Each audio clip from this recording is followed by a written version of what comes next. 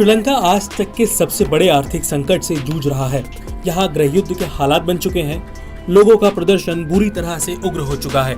कुछ media report में ऐसे दावे किए गए थे कि श्रीलंका में हालात को संभालने में मदद के लिए भारत सरकार ने सेना के जवानों को भेजा है। हालांकि भारतीय उच्चायोग ने इन खबरों को खारिज किया है। कोलंबो में भारतीय उच्चायोग ने कहा कि भारत की ओर से श्रीलंका में कोई सेना नहीं भेजी गई है।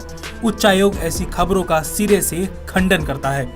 भारत के विदेश मंत्रालय के प्रवक्ता ने मंगलवार को स्पष्ट रूप से कहा कि भारत श्रीलंका के लोकतंत्र, स्थिरता और आर्थिक सुधार का पूरा समर्थन करता है। लिहाजा ऐसा कोई कदम नहीं उठाया गया है जिससे पड़ोसी देश के लोकतंत्र को नुकसान पहुंचे। दरअसल मंगलवार को ही बीजेपी के राज्यसभा सांसद सुब्रमण्यम स्वामी ने भारतीय सेना को भेजने की मांग की थी।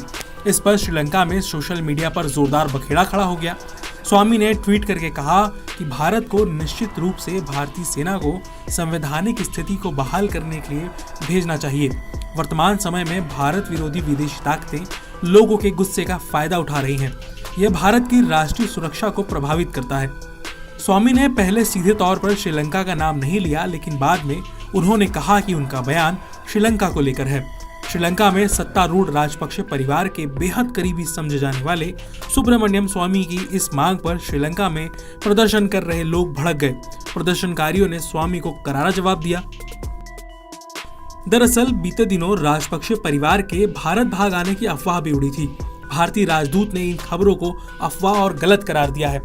दूतावास ने बयान जारी कर कहा, हाल ही में मीडिया और सोशल मीडिया पर इस तरह की अफवाह फैलाई गई कि कुछ राजनीतिक व्यक्ति और उनके परिवार भागकर भारत आ गए हैं, जो कि सच नहीं है। इससे पहले मंगलवार को विदेश मंत्रालय के प्रवक्ता अरिंदम बागची ने भारत की पड़ोसी पहले की नीति का जिक्र करते हुए कहा कि श्रीलंका के साथ भारत के ऐतिहासिक संबंध रहे हैं। एक पड़ोसी के तौर पर हम श्रीलंका के लोकतंत्र, स्थायित्व और आर्थिक बहाली का पूरा समर्थन करते हैं और इसमें सहायता करते रहेंगे। विदेश मंत्रालय के प्रवक्ता अरिंदम बागची ने कहा कि पड़ोसी देशों को प्राथमिकता देने की अपनी नीति के मद्देनजर भारत ने श्रीलंका को मौजूदा संकट से निपटने के लिए साल 2022 में ही अब तक $3.5 अरब की मदद की है। जरूरी चीजों की किल्लत दूर करने के लिए भारत की ओर से काफी सहायता दी गई है।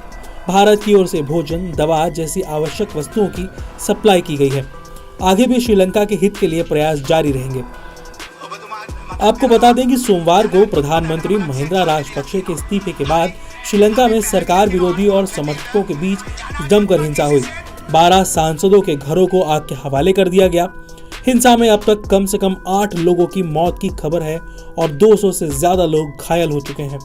पूरे देश में कर्फ्यू लगा दिया गया है। राजधानी कोलंबो में हालात संभालने के लिए सेना को उतारा गया है।